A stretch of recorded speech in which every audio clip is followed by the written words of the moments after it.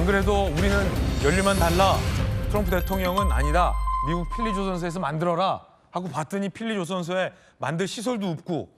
그래서 이 핵 잠수함을 이거 진짜 우리가 원하는 대로 들어주는 게 맞나? 합의된 게 맞나? 정부가 얻어낸 게 맞나? 여러 걱정과 우려가 동시에 나오고 있는데 한미 국방부 장관 사이에서 서로 합의된 사항을 문서로 정리해 두는 팩트시트 발표도 이루어졌습니다.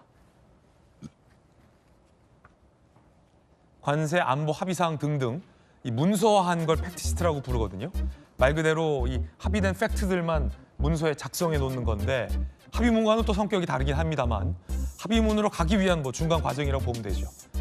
핵잠 포함 여부가 미정이란 거예요. 그래서 결국 어제 발표를 못했다. 대통령실 설명은 그게 미국에 뭐 여러 부처가 있어서 뭐 그런 문제다. 외교 소식통.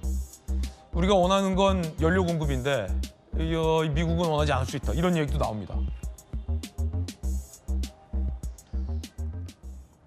자, 외교안보 담당을 또 하셨던 우리 안영환 의원님.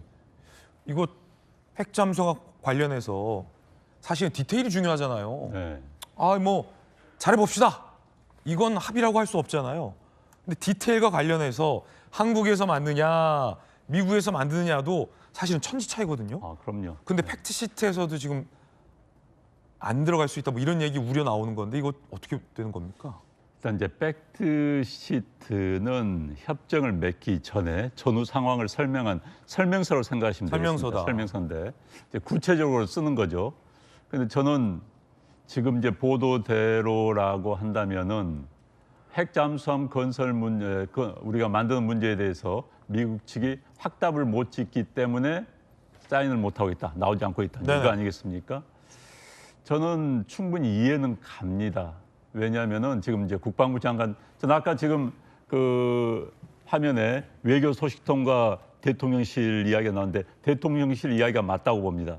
지금 핵 잠수함은 트럼프 대통령이 일단은 뭐 승인했다. 트럼프 대통령의 행태는 두 가지 해석이 가능해요.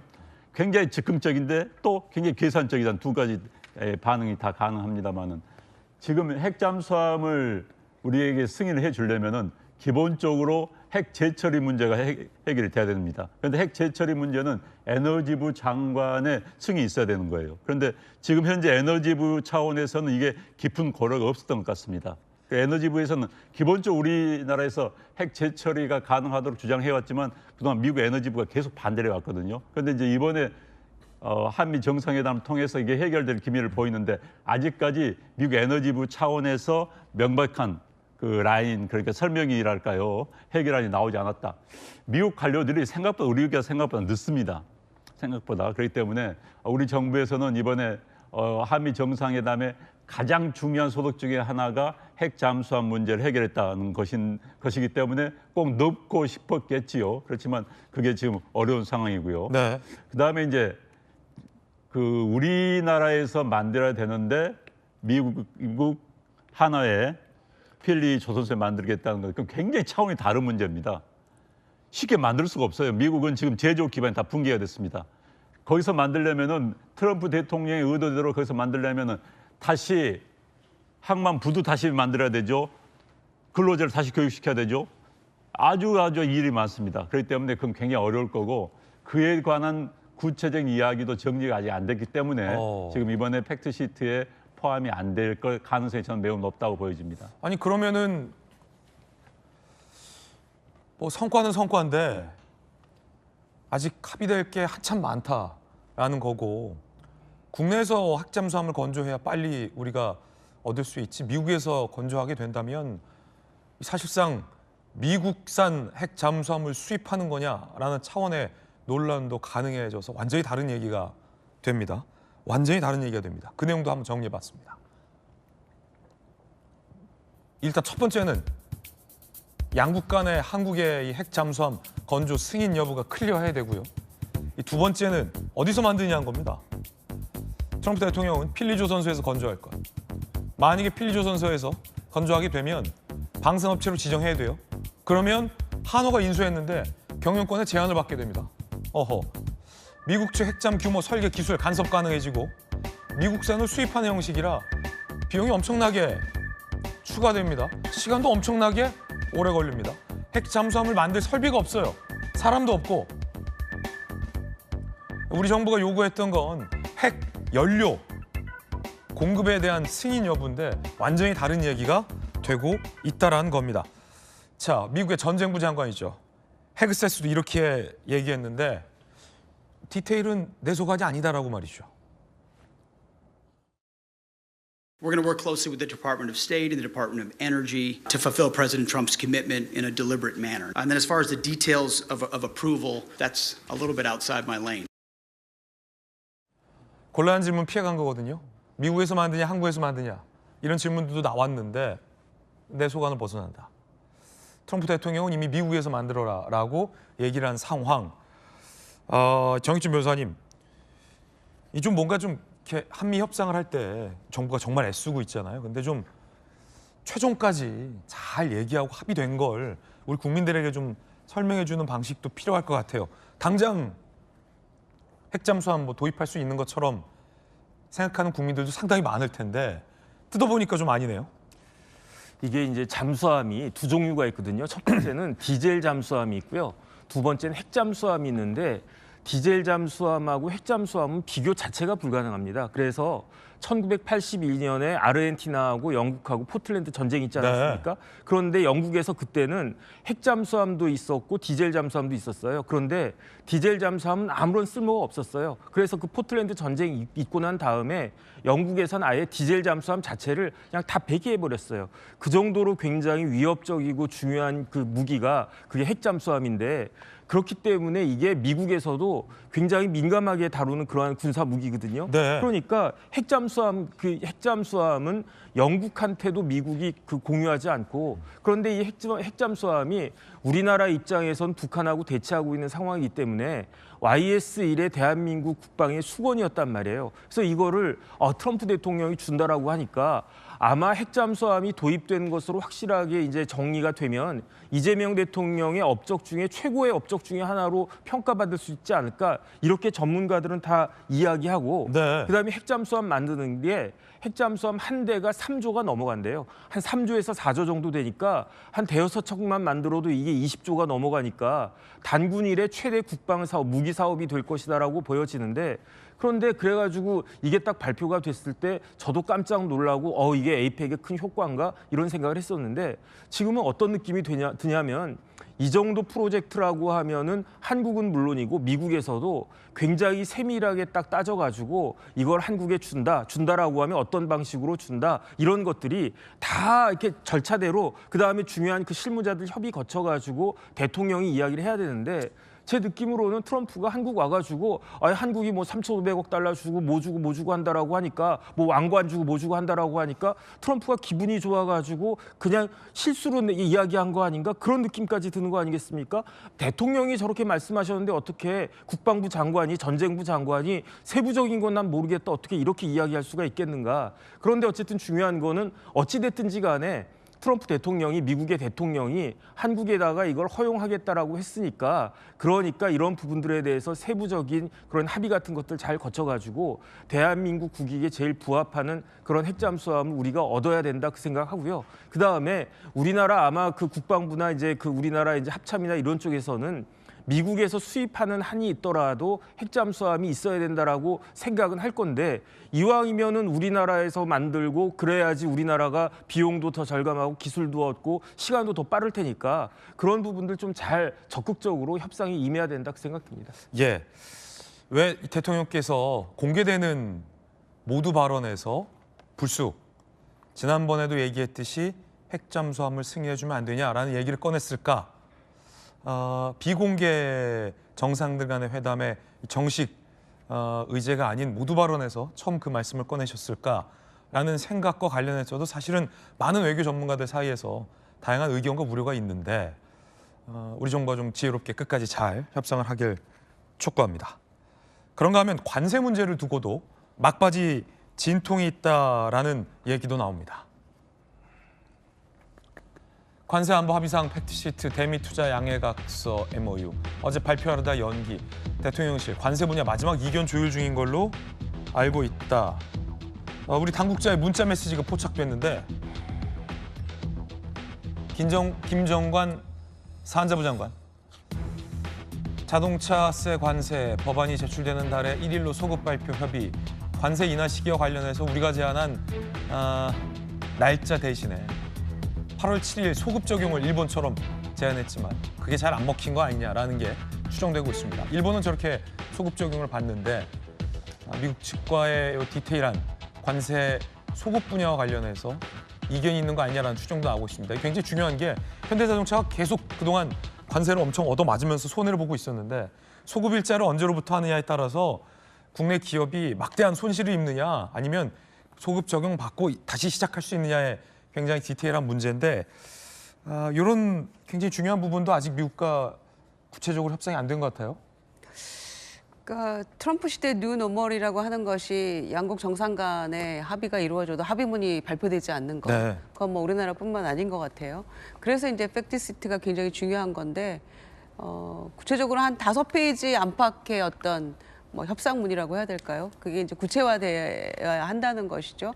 근데 이제 김정관 장관의 그 핸드폰이 이제 포착이 된 것인데 만약에 11월에 그 법안이 발의가 돼서 팩트시트가 완성이 되고 한다면은 11월 1일자로 아마 현대차 같은 경우에 관세가 15% 적용을 받겠죠.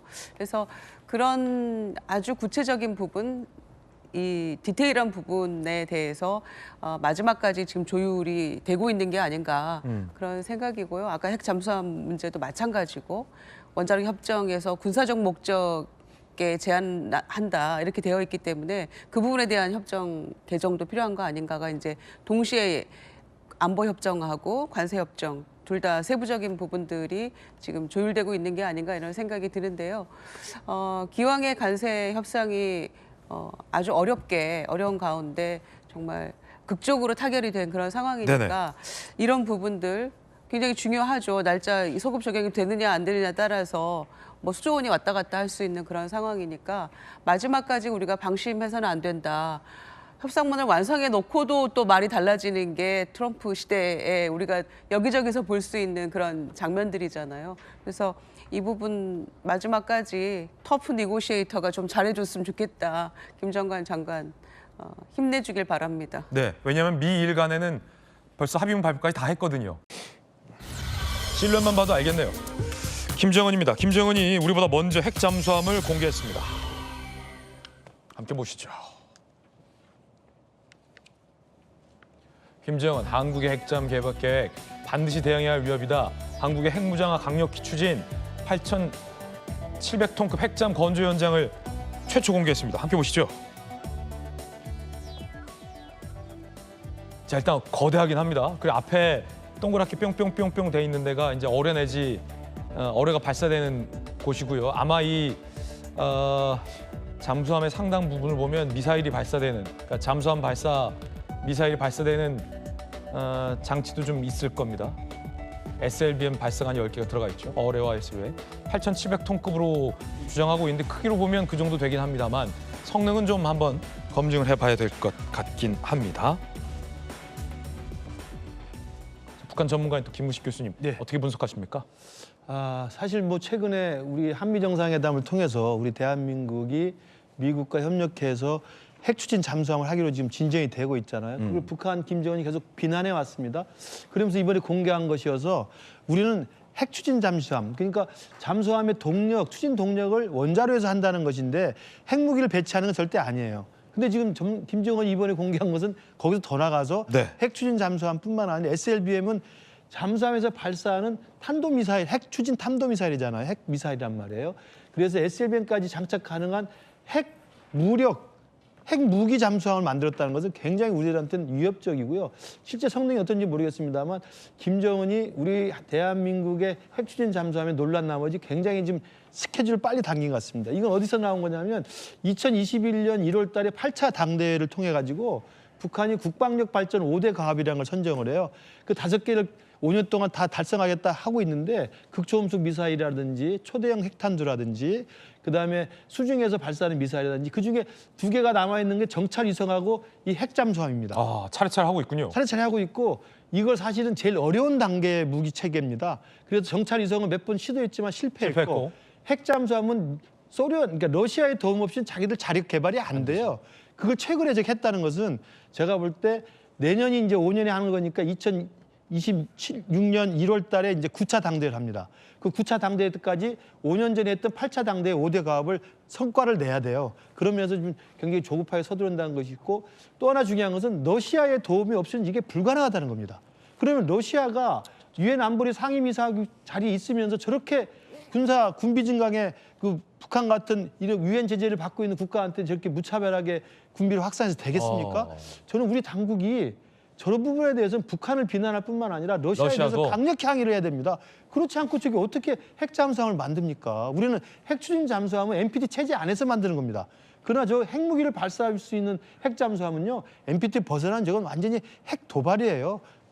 우리가 하겠다는 잠수함은 엄밀히 말하면 원자력 추진 잠수함이고요. 저건 핵 무기를 탑재할 수 있는 핵 잠수함이죠. 핵 능력을 보유한 잠수함이라 북한이 저 잠수함을 우리 바다에 띄우는 순간 저 잠수함의 칼끝은 우리를 향하게 돼 있습니다. 자, 그런가 하면 우크라이나의 포로로 붙잡힌 북한군의 편지도 공개됐습니다. 한국에 계신 분들을 친부모 형제로 생각하고 그 품속으로 가기로 마음을 먹었다라는 자필 편지가 공개됐는데 국제 미화가 되고 있다는 지적 나오고 있습니다. 송환 노력이 없는 건 아니냐라는 문제인 거죠. 전문가들은 한국행 위한 외교 좀 펼쳐야 되는데 기미가 안 보인다. 한국 정부가 이들을 방치하는 건 무책임하다.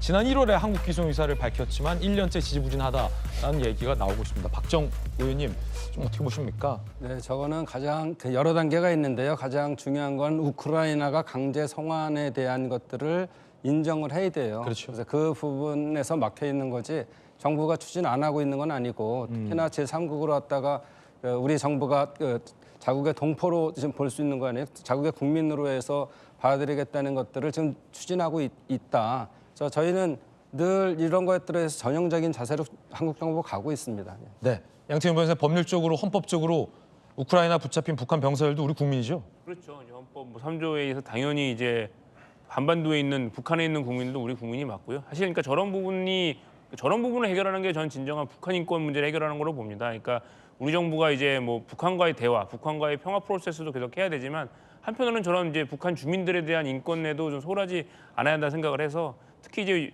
한 몇 년 전에 여야 합의로 북한인권법이 제정이 되었는데 그로 인한 지금 북한인권대사가 아직까지 지금 공석에 있거든요. 몇 달째에서 저는 빨리 북한인권대사를 지명도 하고 우리 정부가 북한과의 뭐 평화나 대화도 하면서 맞습니다. 저런 북한인권도 챙겨야 한다 그렇게 생각하고 있습니다. 북한 인권 대사부터 좋은 분으로 빨리 모셔야 될 것 같습니다.